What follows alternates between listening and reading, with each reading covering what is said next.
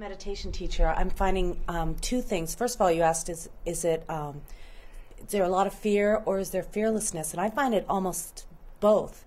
You know, there's this wake-up call that's happening that most people used to ignore.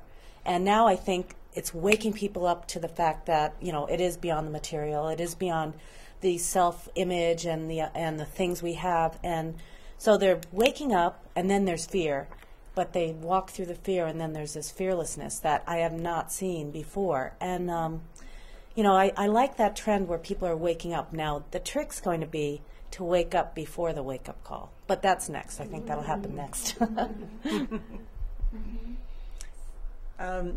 You know, as I'm doing astrology readings, the thing that I'm most noticing that feels different is that people are more willing and actually letting go of many of aspects of their life to make significant change, like moving to a place just because it's time to experience something new and different, letting go of a spouse because that relationship is no longer serving. There just seems to be more flux in people's lives and experimentation in what is really going to touch me at my deeper level and give me that sense of wellness and happiness.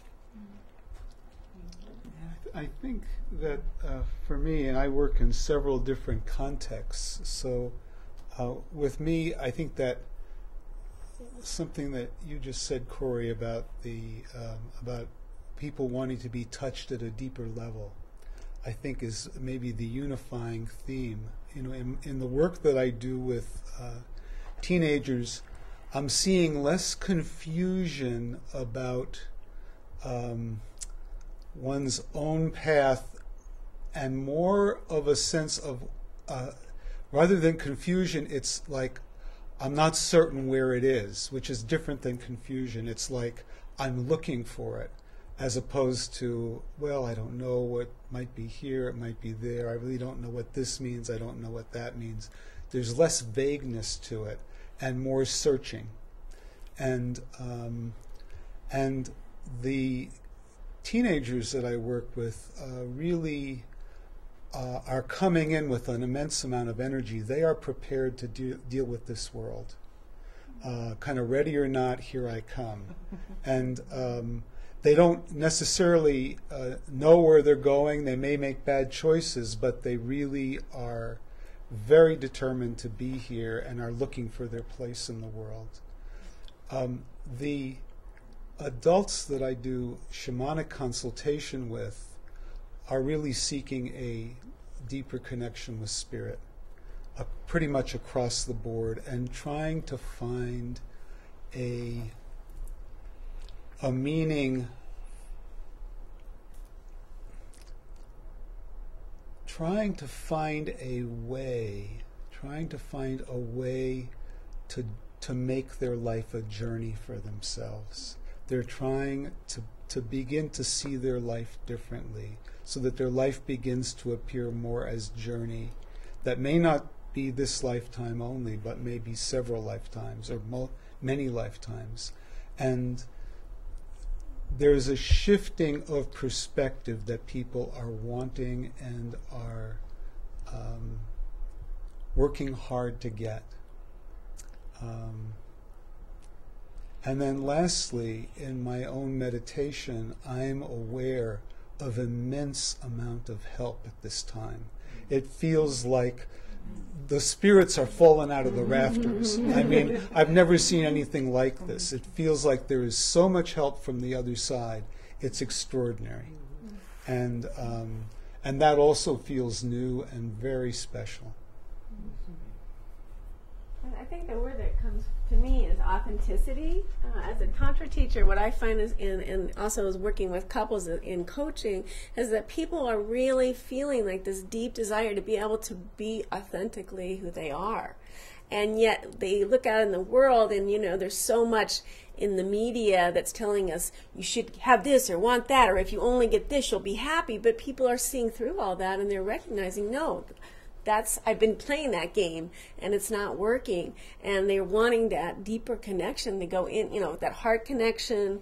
They're wanting to be able to really take off the masks and the layers of armoring that they've built up over their lifetime and really connect, soul to soul, and on every level, on the level of intimacy with their partner, through their being able to be of service in the world, through a sense of community, and really with spirit directly.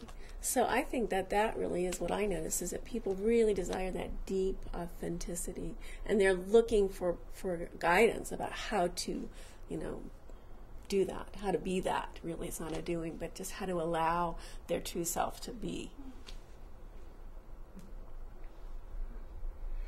One of the things I teach in my retreats as a meditation teacher, one of the things I teach in my retreats is simply to say yes when we mean yes and no when we mean no, which sounds so simple, but people's bodies will scream no, and because they're polite or they have, are following etiquette, they say yes, thank you. And they hear a no so loud and they don't listen, but they want others to listen to them. So I think this is a real practice of listening, of receiving our own wisdom. And Oliver, you were talking about, there's so much help right now, but one of my personal challenges is to receive it. I feel like I have to do something. I feel like there should be something I should be thinking a certain way. I'm having some interesting experiences with an editor and a publisher, and I feel like there's something I should be doing rather than just relaxing into it. And I think this is one of the biggest challenges, the balance between being and doing, receiving and giving, and saying yes and no authentically, and being polite. These are the challenges I have as I walk through my life. So, yeah. I teach people the exact same thing, that you can't really have your yes until you know your no. And really about how the importance of healthy boundaries and the importance of being able to, if we want to be totally open and connected, we have to be able to know where our boundary is so that we can feel safe to open. And then, of course, eventually when we're all fully awakened, there will be no boundaries. But until that time, it's really helpful to know where the edge of the cliff is so we don't find out when we're 2 steps over it. And so we can also be really present and open right up to the edge of whatever that is. I say that as a Tantra teacher.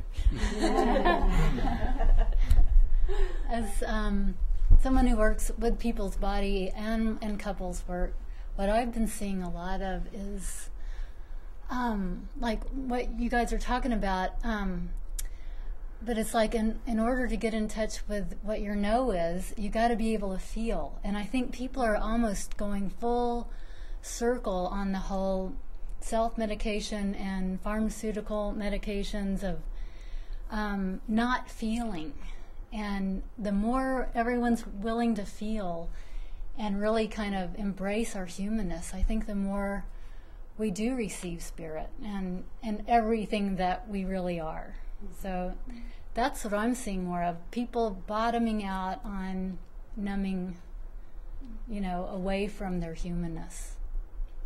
And this is where I see, as a shamanic practitioner and also a natural therapist from Australia, I'm seeing, of course, that whole trend of the green, coming back to nature, respecting the earth, choosing products that are not going to harm the earth in the long run. And I'm seeing a lot of people really, really hungry for the natural way again, coming back to the earth. And this is where I feel dropping from the head, dropping from the mind into the heart and into the body. And the body never lies. The mind will scratch and lie and cheat and do what it can to come up to the forefront. But I think people have really been turned up to the full volume of what's going on in their head and their thinking, and they're wanting to experience something more authentically real and more grounded, just like nature, that nature is not running from itself, it just is. And so I think that we're really looking for something deeper that comes all the way down into the body, which is the authentic self, because the body never lies.